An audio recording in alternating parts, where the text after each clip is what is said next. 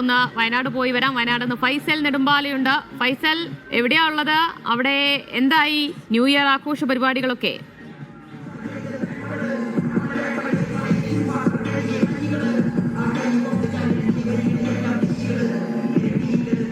അറബിക്കടലിന്റെ തിരമാലയെ സാക്ഷിയാക്കി കോഴിക്കോടും കൊച്ചിയും തിരുവനന്തപുരവും പുതുവത്സരത്തെ വരവേൽക്കാൻ ഒരുങ്ങുമ്പോൾ വയനാടൻ ജനത എനിക്ക് പിന്നിൽ കാണുന്ന ഈ മനുഷ്യക്കടലിനെ സാക്ഷി നിർത്തി പുതുവത്സരത്തെ ആശംസിക്കാൻ, പുതുവത്സരത്തെ വരവേൽക്കാൻ ഒരുങ്ങി നിൽക്കുകയാണ്. വലിയൊരു ജനക്കൂട്ടം തന്നെ വയനാട്ടിലുണ്ട്. വയനാടൻ ചരിത്രത്തിൽ ആദ്യമായിക്കൊണ്ടാണ് ഇത്തരത്തിൽ വലിയൊരു പരിപാടി സംഘടിപ്പിച്ച് ഇവിടെ ന്യൂ ഇയറിനെ, പുതുവത്സരത്തെ വരവേൽക്കാൻ ഒരുങ്ങുന്നത്. നമ്മളിപ്പോൾ മേപ്പാടി ബോച്ചെ 1000 ഏക്കറിലാണുള്ളത്.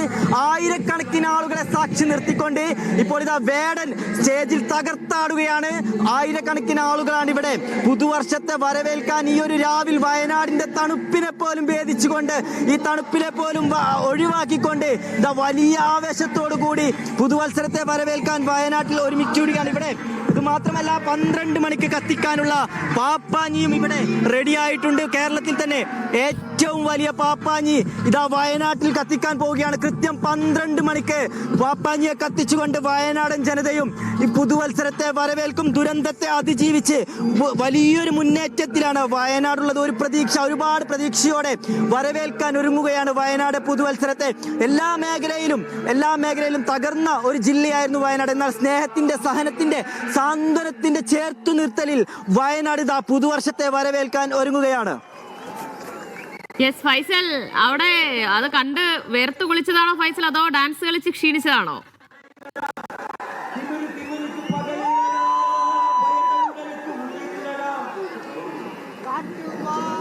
പറയുന്നത് വ്യക്തമല്ലെങ്കിലും വയനാടിന്റെ ആവേശം ഒട്ടും ചോരുന്നില്ല എന്ന് തന്നെയാണ് നമ്മൾ മനസ്സിലാക്കേണ്ടത്. ഏറ്റവും വലിയ ആഘോഷത്തോടെ, ഞാൻ നേരത്തെ സൂചിപ്പിച്ചതുപോലെ വയനാടിന്റെ ചരിത്രത്തിൽ ഇതുവരെ കാണാത്ത രീതിയിലുള്ള ഒരു പുതുവത്സര രാവ് വയനാടൻ ജനതയ്ക്ക് ഇതാ യാഥാർത്ഥ്യമായിരിക്കുന്നു എന്നുള്ളത് തന്നെയാണ് പറയാനുള്ളത്. ദുരന്തത്തെ അതിജീവിച്ച് വയനാടിതാ സന്തോഷത്തിന്റെ പുതിയ പുലരിക്കായി കാത്തു നിൽക്കുന്ന നിമിഷങ്ങളാണ്. ഫൈസല്, ഞാൻ അതല്ല ചോദിച്ചത്. ഫൈസൽ ആകെ അങ്ങനെ വേർത്ത് വിളിച്ചതുപോലെ തോന്നി, അതാണ് ചോദിച്ചത്. എന്തായാലും അവിടുത്തെ ആ ഒരു ആവേശത്തിൽ, ബഹളത്തിൽ ഞാൻ ചോദിക്കുന്നത് കേൾക്കില്ല എന്ന് എനിക്കറിയാം. ഓക്കെ, ശരി, എന്തായാലും ആഘോഷങ്ങളൊക്കെ നടക്കട്ടെ ഫൈസൽ. ഞാൻ ഫൈസലിലേക്ക് വരാൻ കുറച്ച് കഴിയുമ്പോൾ.